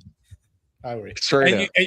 And we did confirm Bret took the best there is, the best there was from Hogan. Hogan said it first. We and Josh found Hogan that. did I everything, found I said to Josh. Hogan is like Forrest Gump. He was everywhere, but he was the goat. And then CM Punk years later, so originally best in the world. It's like, okay, we've heard that before. And Bret Hart has dumped on everyone but Stone Cold Steve Austin. That's the only guy. Never stumped. He's never better than the dump. And you have to remember, this match was supposed to be a submission match, right? So the idea, basically, he's passing out from Ken Shamrock is the fact that he never quit. So that's what pinpointed the match. The match that he lost the match, but he never submitted. So that was made him a made man after that. Yeah. What was Stone Cold Steve Austin's? I know that Vince McMahon gave him another character before he became Stone Cold Steve Austin. It was something about like being an in-ring worker, like the ringmaster. The ringmaster. Yeah, there you go. And I think that's exactly why Bret Hart doesn't talk crap about him, because before all those injuries and before all that, he was he's one of the best technical wrestlers out there. In WCW, when it was starting Steve Austin, he was an awesome guy. He was a very ring technician. He was a great guy. Very, he can do everything. Yeah. All right, so let's go ahead. We'll talk about this match. Adrian kind of hinted at it, but yeah, the Legion of Doom with Ahmed Johnson, Ahmed Johnson took on the Nation of Domination in a Chicago street fight, which was all over the place, but a lot of fun. And I got to tell you though, Nation of Domination, who lost the match, but they looked legit. Like, Josh, I'll start with you, and then Sammy, Nick, and then Adrian wrap this one up, but. What stood out to me in this match, the Nation of Domination, man, their look, like Nikki and I have been talking about looks a lot when it comes to wrestling and everything. But Josh, you and I also, look at them. They had look at him, dude. They looked freaking legit, dude. Farouk, Vega, I love that look, dude. Josh, what did you think of this match and the Nation Domination? You guys got to start with me, man. You guys are all hyping this up as this is the look. This is cool. All right. So, hold on. I'll just say one thing. One thing, real quick. One thing. All right. There was one of the dudes from the Good Guys. I don't know who the Good Guys were. I think the Nation was the bad guys. One of the dudes with the shoulder pads tried to pile drive one of the dudes on a table, and they just fell over. And that's when I said, I'm a head out. And I just fast forwarded to the I'm not even joking, brother. Like, they tried to do a pile driver on the table and they just fell over. And I said, when's Taker coming? And I just fast forwarded. I did not have fun. And dude, they went 8 minutes after that part. Like, after that botch, they went 8 more minutes. I felt 8 minutes of fun after that, brother. I'm sure it was fun. One more.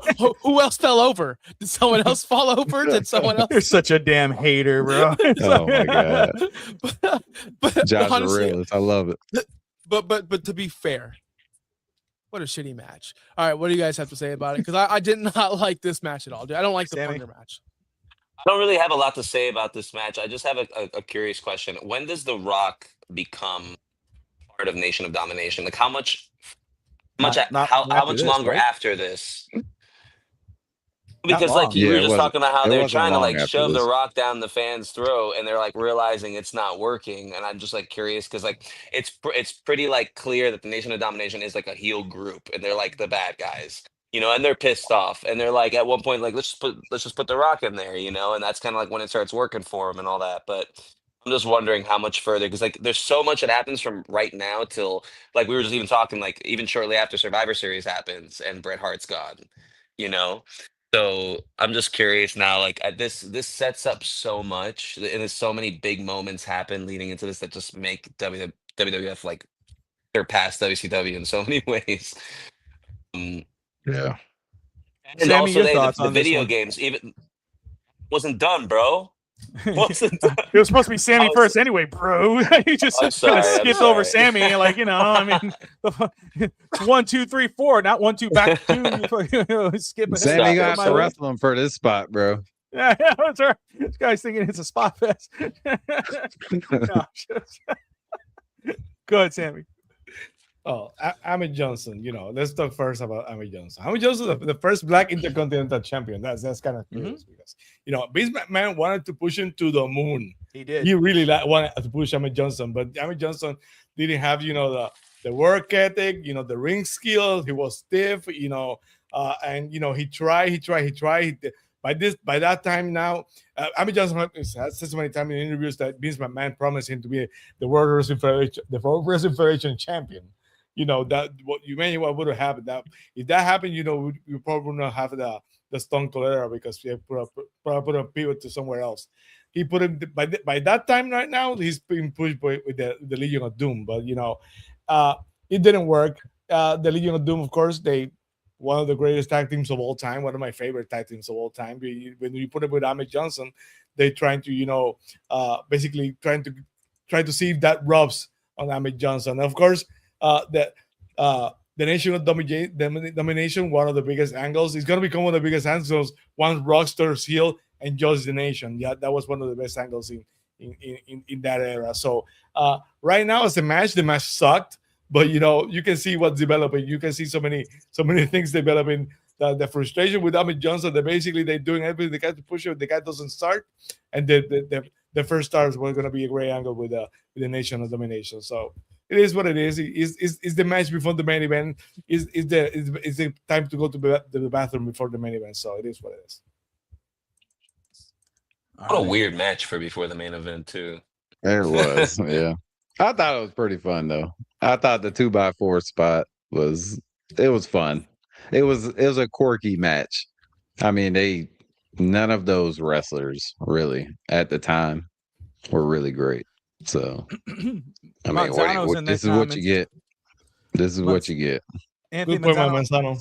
He says, Uncle Tony. says, do you think our generation or the generation overrates the Attitude Era?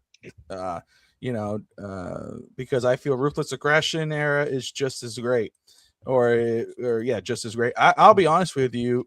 Again, speaking on behalf of my brother and I, Nick, I appreciate you watching. We were watching. We were aware of the Attitude. We were aware of WWF, but we were WCW guys. We were, we were watching Goldberg and Hogan and Sting and the NWO and Macho Man and Eel Brother and all those other guys. Like which is the Attitude Era of the WCW. So it was great. It was Even a fun the era. WCW games were more user friendly. I'm sorry, but WCW Revenge until they made No Mercy. No Mercy was like the breath of fresh air because I was like, oh my God, I could play No Mercy. But before that, whatever that Monday Night Raw game was, like I just remember not being able to function like I was like picking HBK versus Kane, and this like the motions were so weird. It was awful. Yeah, they couldn't figure it out. I bet y'all love that movie with David Arquette. Oh hell yeah, dude! Oh hell yeah! Never seen it. Never seen it. It's Never actually seen it. horrible now. Like it's considered one of the one of the worst movies. Ready to now. Rumble. Ready to That's I what it's refuse called, to watch it. Why? It was a good movie. It was a good Never movie. seen it. It was a good Why? movie. It's a really cheesy It wasn't 90s fun. movie. If you want to do a watch along, if you want to do a watch along, I would willing to. But that'll be the only chance I have to watch if you do a watch along. I basically watch it together, and we do it live. That would be the only chance I will do to watch that. There you go. There you challenge accepted. But I want to say just very quick to that Anthony's point. I appreciate Anthony watching. We've got over 250 people watching live right now. But just to say, I really did enjoy the Ruthless Aggression era. I always talk about that. Ruthless Aggression era was awesome, but I understand Attitude Era is what saved the WWF. Austin and those guys, they saved the WWF from going under. Yeah. So that's why it's so looked upon. I don't think it's overrated. I think it's probably rated. It's still, I prefer Ruthless Aggression over Attitude, but I was a WCW guy. So moving on. I think it's generational. I want to answer. Yeah. Can I answer? Oh, yeah. Go ahead, bro. The favorite genre music you like is the music you were listening to the moment you lost your virginity. Yeah. Because that was the greatest moment of your life. So the same thing applies to wrestling. It is. The same thing applies to like wrestling and everything else. The greatest moment of your life. You've referenced. Just letting you know, Adrian just got. It's late night, guys. The back seat where you're forced to put your leg over the hood. Like this is no holds barred. Apparently, it's like he's gonna crack open a bottle of champagne. He puts a robe on. He's like, back in my cigars. No, but I will say, but for real though, right? If you grew up watching the Ruthless Aggression era, you're gonna think that's the best. If you grew up watching the Golden era, so it's all about when you fell in love with it, and that's when we fell in us, our generation at least. I was a WCW guy too, guys. I didn't watch. I'm telling you, WWF didn't exist until Jericho moved over. That's it. Yeah, I would know. I would go to middle school, and they would talk to Rock. They would talk about Rock. They would talk about Austin. But I'm talking about Jericho and his list, and before the list, I'm talking about Disco Inferno. Like I'm talking about these guys. Well, they're talking about Austin and Rock. So that's what made it more special, Anthony. I don't know if you had that with the Ruthless Aggression era because you couldn't go, oh, TNA fans over there. No, they didn't really exist. They were just you guys. Right, but there was true division between WCW and WWF. And when you went to school on Tuesday, you had your group and they had their group, and it made it kind of tribalism like it is today, honestly. But both companies were good. I stood on, Sting sat in the rafters for 9 weeks and poked people with a bat and didn't wrestle. 9 months. Like, actually, 9 months. It was fucking 9 months. 9 months. Yeah, it was almost a year. I was like, and we were entertained by it. Like, I remember going to school and going to class being like, guys, you saw Sting up there? Like, I wonder when he's coming down. Like, we're like, just waiting for him to drop down. Bobby asked the elder guy, I don't want to age myself, but I think Joshua has a great point. Basically, the era you grow with is the era you're more fun of.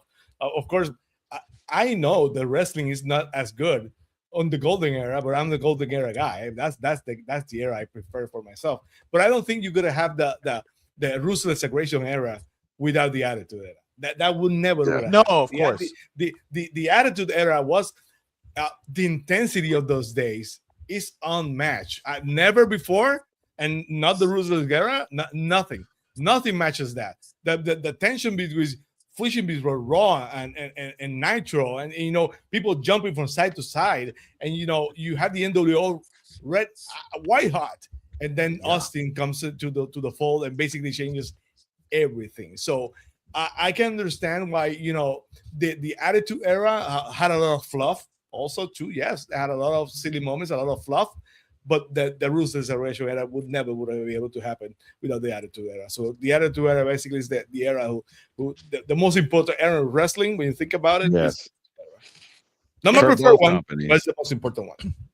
Good point. Mark Henry got Mae Young pregnant. Remember that? They had sexual chocolate. That's right. All right, now let's get to the main event. The Undertaker taking on Sycho Sid. And a no DQ match for the WWF Championship. You said you like this one? Yeah. Okay. I don't know about it being the main event.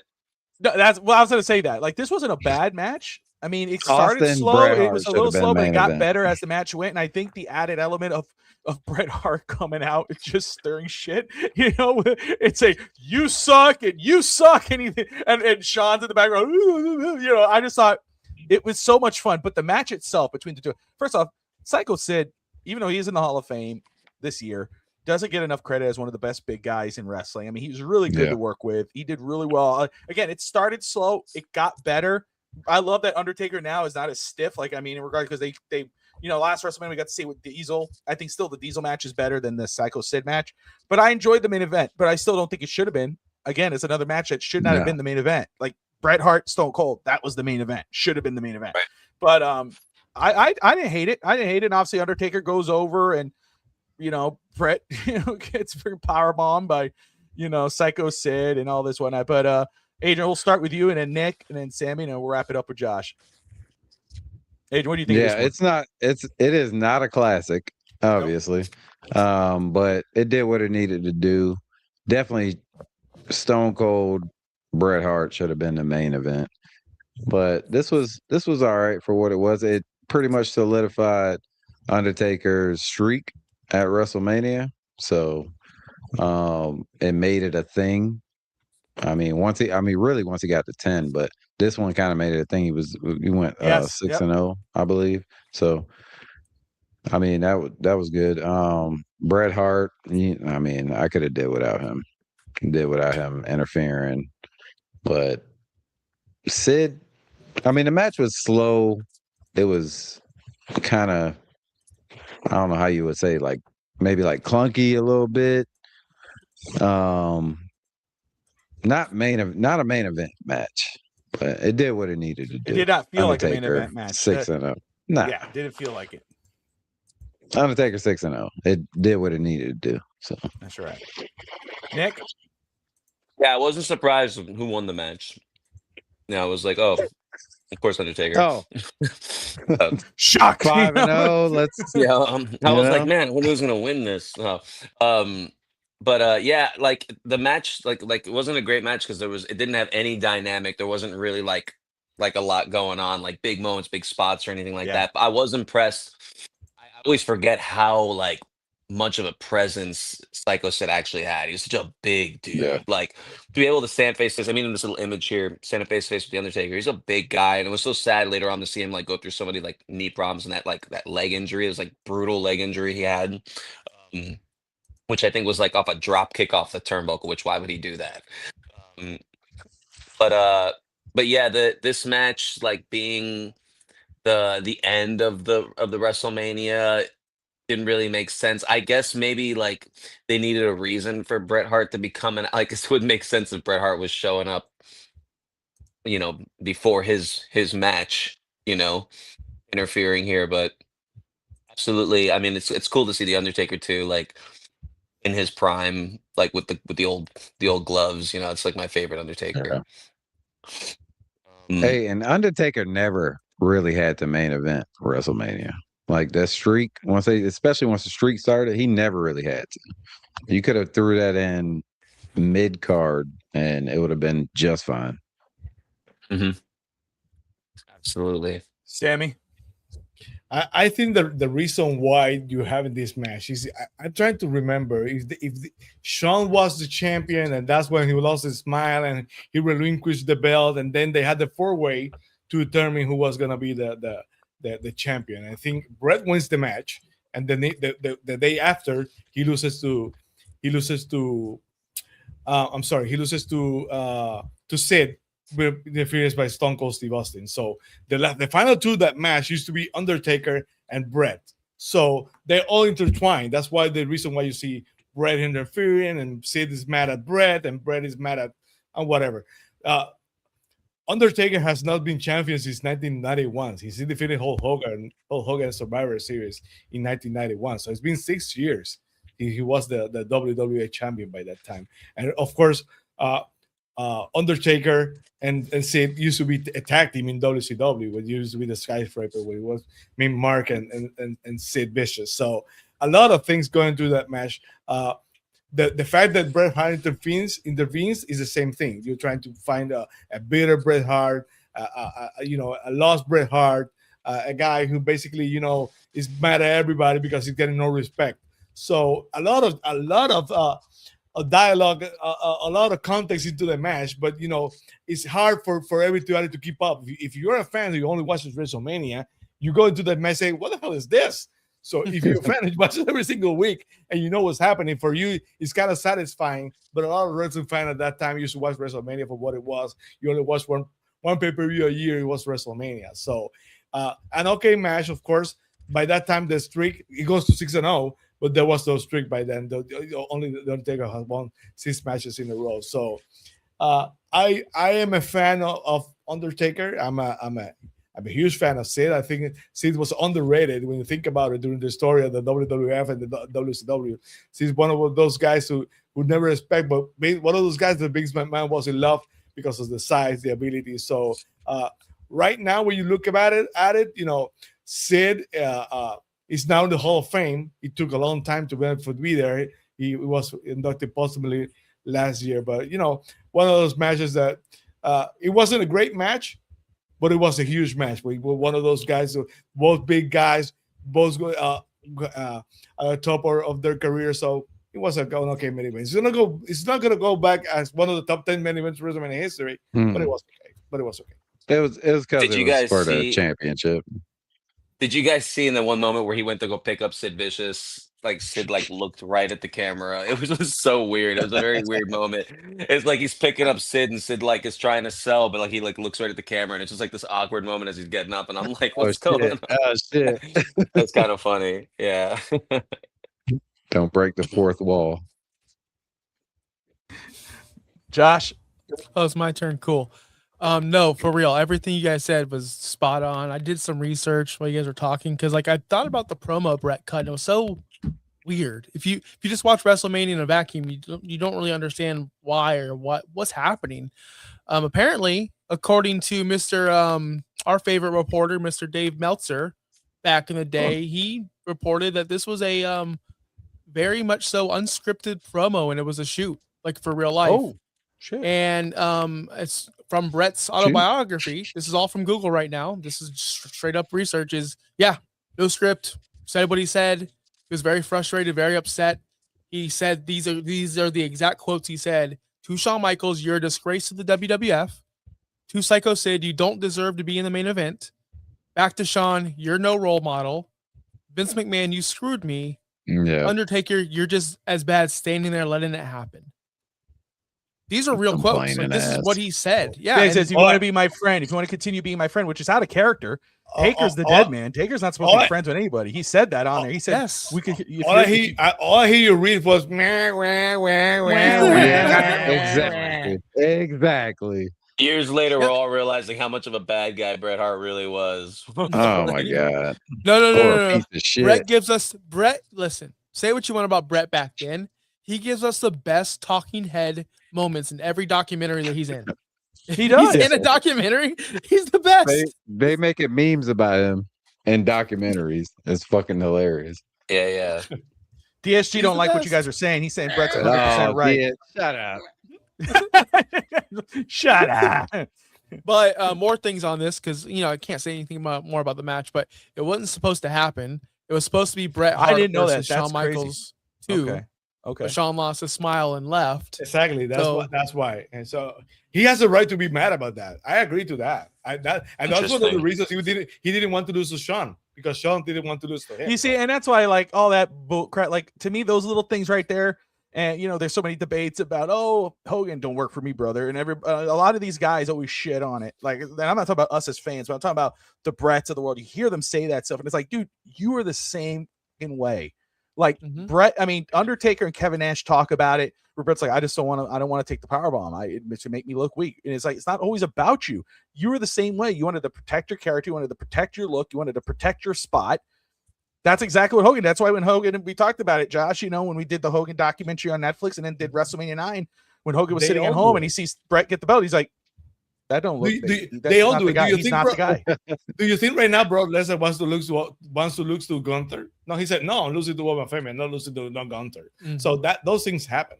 They still happen. When you get positioned in the way, Roman Reigns uses his power. Right? He can do it. Roman does it. Trust me, Roman does it. He knows who he's going to lose to. If one of us, look, I'm not losing to that fucking guy. I'm not Yeah. losing to him. It Like, is you know, kind of funny. I always thought it was funny though. They made Bret Hart when he was already kind of cool, do that backstage segment where like when Hulk Hogan's like running backstage and he's like just throwing people, and he grabs Bret Hart by the head and just tosses him like a rag doll.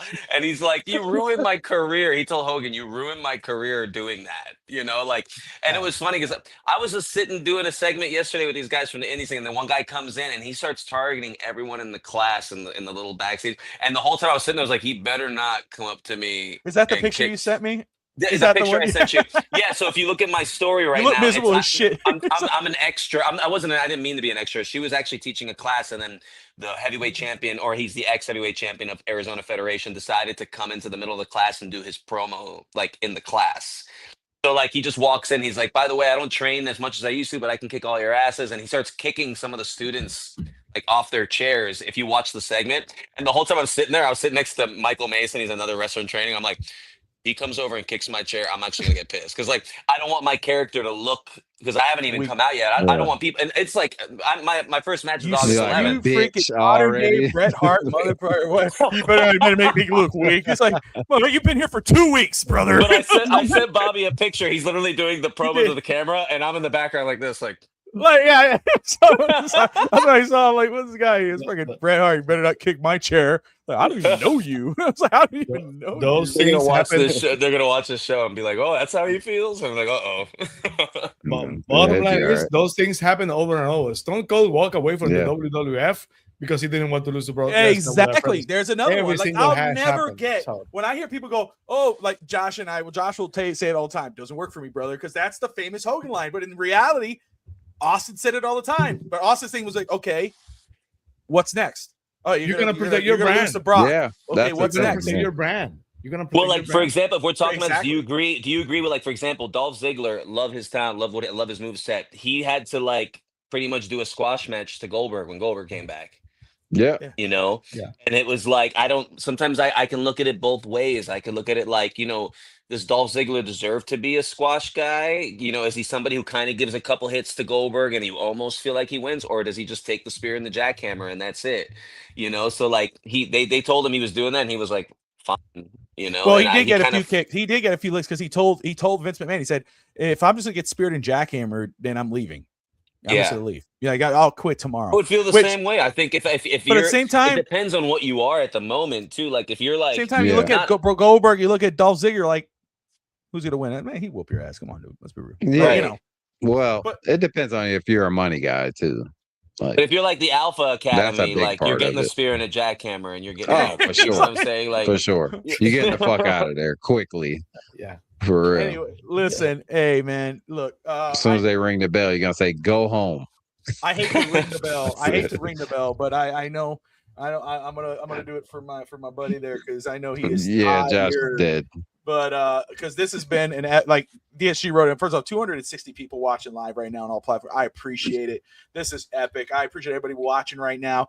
DSG says this has been an epic show. It has been. We usually just stick to WrestleMania and get through the thing with being Josh, right? But we have all the outsiders. We've been invaded. And what is that? Is that a clover leaf? What are we looking at? Why it's don't a you get Macho little Man closer? tattoo. Oh, bro. there it is. Oh, there you go. Yeah. Show them the Ron Jeremy one that you have on your back. Ron Jeremy. Oh, yeah, Oh. I'll show that next show. Let's save it for next show. People have to have a reason to tune in. So next show, Next show, you'll He got a full get the body tramp stamp. Ron Jeremy tat on his back. First match, Full the body. first match. Back, full Full back. body. a Brock Lesnar tramp stamp. You guys are gonna go, what? Yeah. Oh yeah. Why? Just get the Why would sword. he do that? The head with the Oh. sword. But anyway, right there. for those tuning in, we appreciate all of y'all tuning in right now, watching FT Fitstock Sports Network and also No Holds Barred Wrestling channel with the No Holds Barred Wrestling podcast. Josh, I'm gonna Late tag it night. to you. Go ahead, Josh. Sorry. Your final thoughts before we wrap this one up. Yeah, man, you didn't even ask me where I ranked this one, which I'm offended by. Oh but no, it's okay. sorry. Go ahead. Yes. where No, do you it's rank okay. this? Yeah, It's ranked it, okay. Josh. No, do it. Finish. That's okay. I'm ranking this one right under WrestleMania 10, right under WrestleMania 5 and 8. This is the fourth best WrestleMania I've ever seen, Nice.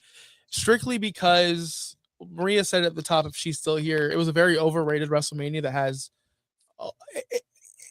It's like watching a show when you're like, all these people are about to be a star. And that's why it got over with me, because I'm like, this is gonna be so cool in like 2 years, or like maybe next year. Like that's why it got me excited. It actually was in like 2 years, to be honest. Yeah. So it's gonna be so cool in 2 years. And to be honest with you guys, when I heard it was 1997, I'm like, we're like 4 years away from Jericho, like the GOAT. So I can't wait for that when that stuff happens. I'm really excited for the Adrian is laughing, but it's true.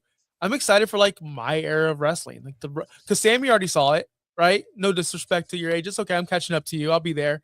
Just like Anthony said in the chat, like we're all just old timers jerking off to the glory days. What is wrong with you? Backstage, brother. Stop, bro. He said, Adrian said he wants to get a picture of a guy with a sword as his penis instead, and no one, it went over everyone's head to mine. That is not what I said. But yes, you did. I said You're so tired. When did he say he wants to hold a penis sword? No, but anyway. Brock Lesnar chest tattoo, bro. Yeah, Brock Lesnar with the sword and the Ron Jeremy. And a sword. You're too tired. You are way too tired. What the fuck was that? Anyway, catch me. Listen, the show was good. I had fun with the show. I'm glad that we're doing this Friday night. And if you want more of me and my antics, seriously, I'm gonna plug myself real quick. Are you Real Talk Wrestling? I am. Are you gonna plug yourself really good? I'm only gonna sleep soon. You nasty motherfucker. Because Real Talk Wrestling Thursday nights, myself, El Ginger Americano, and Miami Clutch PE. We break down Raw mostly, but anything else WWE related because they don't watch AEW. But if you watch AEW, Fridays noon. I already was live today, so if you want to go back and look, the greatest Dynamite of all time happened this Wednesday in Clearwater Beach, called Breach Break, and Kenny Omega, the best bout machine, one of the Mount Rushmores of professional wrestling. You stopped at Roman. Kenny's the next in line. Won the AEW World Champion. I championed that. We're gonna have Ospreay versus Kenny Omega. That's Rock and Hogan status in Wembley Stadium. So if you want to hear more about that, check me out noon Dynamite rundowns. All right, that's all. Still, all you AEW fans. Sammy, final thoughts? How can you follow that? Jesus. You know what? Can you go plug yourself? Can you plug yourself in, please? Finsta today on Thursday and Finsta TV whenever it was. I'm at a loss for words as well that. It's been very, very, very fun tonight. You know, again, like to the words that Josh said, whatever era is your favorite is going to be your favorite, and you're going to measure it against everything. But you know, the important thing with you're a wrestling fan, and you know, I've been watching WrestleMania, some pay-per-views since WrestleMania 3. So I don't want to age myself, but it's been a while. So you know, you have to, you know, you have to appreciate wrestling in the context of the era. That will be my recommendation to all the wrestling fans watching. Wrestling right now is different than it was in 1984, but you know, you have to go back when you see it and basically, you know, say you don't suck. No, just appreciate the moment, appreciate the era that it was, appreciate for what it was.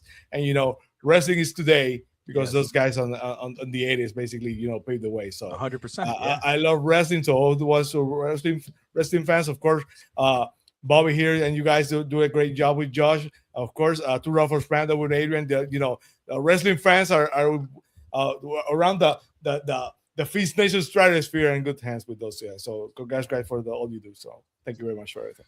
All right, Nikki. Thank y'all for having me. You know, thank y'all. I'm the most bombastic, pedantic, pontificating, pretentious, big league bad decision you ever made, but you can't stop staring at the rhinestone just again. Thank y'all so much. Put that on a t-shirt. Fucking love that.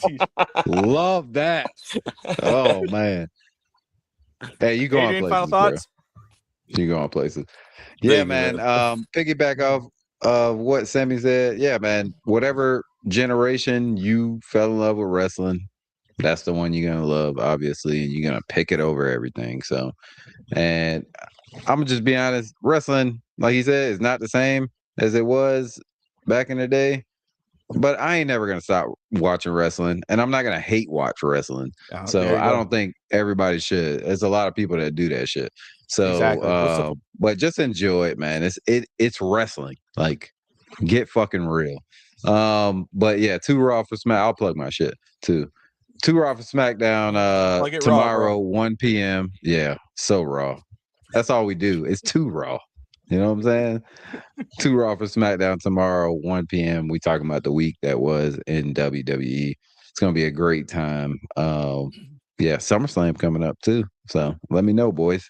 Pre and post both nights. Yes, sir. Harry also has a great info, Adrian. You may confirm that. I don't know. Yeah. By the way, I want to double down on the idea I gave Bobby on the Federation draft. Oh yeah. No, we need to do that. You know, Josh, think about it. That would be really cool. Listen, I just want to say, by the way, Josh, I'm in. Josh, I just don't like reading. That was a lot. He doesn't like to read. I have to talk to him. I have to walk him through it one by one. He's like, okay, go to slow down. Stop. Wait. Okay. Can you say that? I'm like, dude, really? No. But no, and there's actually another one. Josh shot me an idea too that I'm really excited about. And I'm going to say this. If you guys loved this show, if you loved how it went, you like what you saw with the content with me, Josh, and our guest, who are, you know, these guys are going to be regulars running through here once. You know, you got Adrian, you got Nikki, you got Sammy, Justin will pop in once in a while. But you know, if you love this, obviously subscribe to FTSN. We got great content all the way around. We're watching LeBron. You know, if you love wrestling, you should have heard what happened today with Bam Adebayo and Tyler Hero. Tyler Hero got smacked. Bam Adebayo smacked the shit out of Tyler Hero. All right, and then you know we're waiting on LeBron and Giannis. You got the Dolphins with Finn's Talk today, and of course you got the No Holds Barred Wrestling podcast on Saturdays at 5 p.m. Eastern, and then the Holds Barred Wrestling channel. Of course, you got the Dynamite Rundown. You got the Nitro Rewind with me and Nick. You know, we got a lot of great stuff cooking. And I just want to say, we were just talking about squash masters. I smell a Rhinestone and Bobby rematch. Let me just say that Bobby wouldn't be in the match. I could have a torn rotator cuff, a torn labrum hip, a stenosis in the back, which I have everything of, and it would be a squash match. The Rhinestone is no contest to the immortal Robert Michaels. Okay, I will slap the sideburns off that motherfucker. Okay, his career would end so fast if they would make a documentary about it on the bright side of the ring, not dark side, because he never get there. Woo! Anyway. Bobby, they'd have to wheel Bobby down on a chair, and with Tristan on one side, Audrey on the other, going, "Come on, Daddy." Hey, they'll be covering. They'll name him. No. Yeah. Anyway, and Tati would be there making sure she has water on the side in case you get dehydrated. Ice bath after. Oh! There you go. Look, so we got some breaking news to wrap that up. So there you go. Oh, Baron Corbin. Oh, I got to see that. There you go. But anyway, next Saturday, 5 p.m. Eastern time, WrestleMania 14, Austin, Shawn Michaels, Mike Tyson, special guest referee. Make sure you tune into that. Tati's pissed. I got to get out of here. Like and subscribe. Elbow drop that subscribe button, guys. We appreciate you. Peace. Good night. Oh.